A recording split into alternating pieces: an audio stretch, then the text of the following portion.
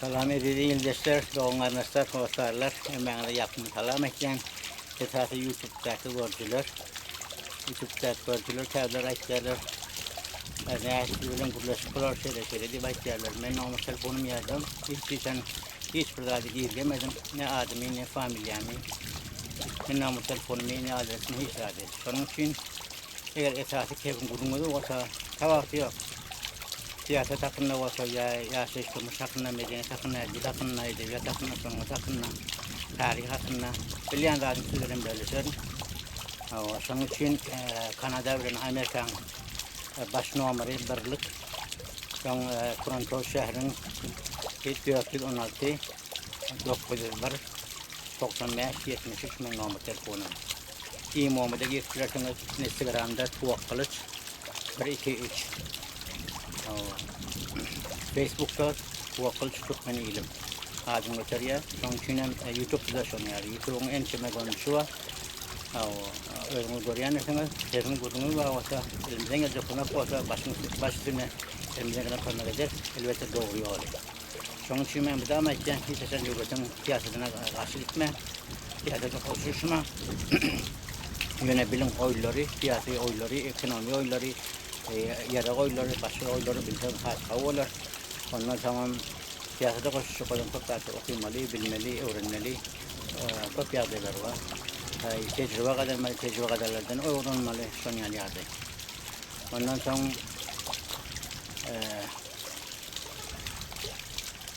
aytmana diyeyim ben rahat kot. Esası rahat elimizden gelen rahatı koymak edeceğiz. Elimizden gelmese dilimizden gelen koymak edeceğiz. Yani bilen sizin yardımınızda kâbri yardılar adamlar ve şahsi behricine seyret yerler. On yıl bulmalılar, sen yardayı görmeli. Yoksa birincisine hiç senin vatanı iyiliğini doğum anlasını hotarını terk edecek olma. Mecbur yardayda bulmasanız, mecbur yardayda bulsanız ondan çekmek öz hakkınız var. Onun türlü kanunu var, halkara kanununun Birleşen Halkara koruması var, türlü korumalar var, ilçhaneler var. O sizlere himayet ederler, kömek ederler. Eğer de aygınız yok mu? Aygınız diyenim, bir cinayeti çekmek olsanız, ya da bir kulağın tetkikten alması olsanız, ya türlü yardaylarda. Hepsi yarday olsun. Onun için özünüz kavtanı yanlısınız. Elbette halkın kâbir adamlar tanıyacak olsunlar da özünü tanıyacak olun. Özünüzü bilin, özünü tanımayanlarsanız aynada seyredin. Kavuyduğunuz tanırsınız, geçen yılınızın el geçirtiniz, gelecekte neymiş planınız var. Oğuman iyisiniz, diyetiniz, kurduğunuz varsa başüstüne ben vaktimizi, sizin vaktin koyarım sizlere, doğru maslahatlar verer. Pul içine, adam kâsili için yatın çıkarmayın, gerek yatın çıkarmayın, unutmayın. Bizim her neyse vatan terk edin bakalım, vatan terk edene hiç canım terk etmeyin. Şunu yazarlardan nimet eyleyin, eda bulayın, aşağıda gerek peydamı yeteyin, ziyanımı getirmeyin. Ayçak diyecek kadınız varsa, kesin gördüğünüz varsa, akayın imanı söylenen havalaşıp gireciniz, savunanlar var, hasarlar var. Sonra yazdı, internet yazdığı öğrenir, kavu bilim. Ondan sonra en sigaramı söylenen son yazdılar. Başka doğumlardan dolu ederlerde işlerler vardır. Yani başka yurtlara gidelim vardır. Oradan peyderler filertiniz ehliyatı da barkıliyat ait oluyor. Ben de ama ihtiyaç etmekten görmem. Kulağını kesip görmem, ağlam görmem.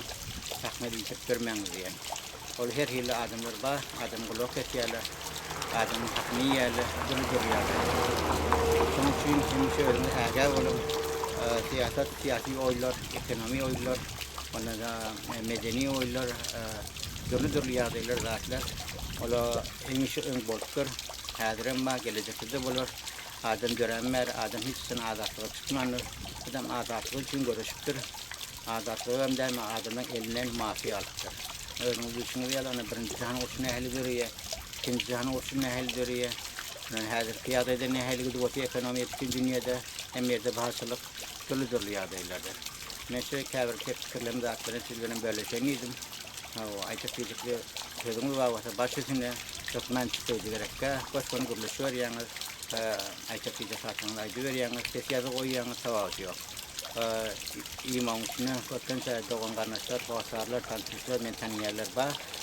dul yağdaylar iyi ver yerler men begeniyen tuvanyen aytım olya koşu olya yani çakırlar olya böyle şeyler hasan kavda da yağday göre olur mer son için aytıya yorunu göre hayal olur bunun güçlü kavurga dişliğinde değil yani Fiji imen aja diğer mesela madde her tüm bela ise ervedi ise na doğru ise hakın ise böyle cezasını görür. Ama çarkı felek değil ya.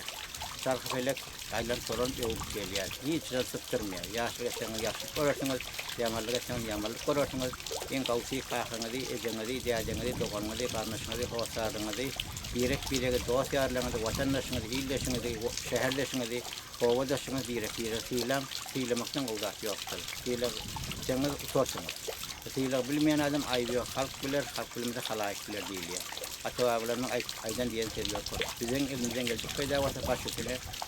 Hekim şahsiyetler fikirleri vardır. Devletin yazığı yanamadır, hapis yanamadır, kollayanamadır. Ona şahsiyet fikri dolu yazıcı o zatları bilecek olsanız hükümet siyasi oylar bilmeli. Siyasette nehil oylar gidiyor. Yolda ne vardır, hazır ne var, gelecekte ne var. Bunun materi bile doğan arasında ne kapma karşı geliveler mi? Ya da cami yara olan mı? Ya da cami urş olan mı? Nehil yazıcı zatları o zatların içine girmeli, içki yadını öğrenmeli. Onun için içki tarihte ne başımızların geçmiştir. Tarihte nehil uçlar vardır. Yer için, su için, vatan için, yurdun bayrakları için durdur yağdaylar. Şu zatları göre getirin, şu zatları kabul edelim. Zımniyede yaşayanmasanızdan canın sağ olsun, başınız dik olsun. Hayrat edin, iyisinize, derdinize, kazancınıza, oturcuk adımlarını bilin, katnaşık adımlarını bilin. Herkesten kulak olmaksın, pek büyüğünüzden olmasınlar. Öyle şahsi behlikler için olmasınlar, faydalanmasınlar. Hepimde bu pek büyüğü vardır. Kim istemeye vatanını ilerle kulluk olmasın, düzelmesin, hukukluk olsun, adam meselerini keşfetmesinler. Hayal mesele olsun, yeka adam batı tavakıyor. Hem yoksa sonyalı adam hukukçunun emekliye uğraşıyor. Bizim son için vatan terk ettik. Bu vatanı, iki vatanı terk etmen mecbur olup ahırda şiyurtta Kanada devletine mesken tutmalı olup şiyurtta yaşatıyor. Bir yönü yerde gelemizde, bir yönü yerde tutma şehrimizde ilgimizi terk edemizde mecburluk yağda yetti. Hem de adalatsızlığı var ya. Adalatsızlığı yine bizim yurtlarımızda da hem yurtta var. Hayatın noktaya nazardan asın sonyalı yağda. O maçların vatanı alışılman, cansal güçler hemen de işinize üstünlük, vatanımıza ilimlerine kuvvetleyin, pirek ona eylin, dilimize iyi uçurga deylin, gerçeklerimize iyi uçurga deylin, medeniyete iyi uçurga deylin, yaşar oğulları gayla otiller, narkotik cisimler ulan dolu yağdaylarda bilen şurasının havadar olayla, içki yağdaylarda sonyalı dolu havadar olun, orada izlemizden doğum arasının ortalığına sonyalı baktarlardan havadar olun, pirek Pirek boğrak dedim. Sonun avut yok. Uçkiyada yok man yara uçkiyada siyasiye uçkidu var. Ekonomik uçkidu var. Adamlar helaktirge yok. Onlar adamlar narkotiklerin rayla var. O da uçsun görürsün biri. Durulur iradeyler. Onun için Vietnam uçsuna yetkiyorum. Şili uçsuna yetkiyorum. Irak'ta, Suriye'de, karşı ülkede neyle uçlar yine hem için yatıranaklar. O sebep o zatları yetkiyorum. Hem için yararlanan peyda var yerler. Adamların hiç şilli adama baha yok. Baha koymayarlar, hormat koymayarlar. Dinten hem zatlar kul vaktır. Zatları göz yetirkiyorum. O yetin giyinle. Yiğinledim göz yetinmedi. O mensin vasmadan men canı sağ olsun, kadın tık basın men sivilin hoşlaşıyor.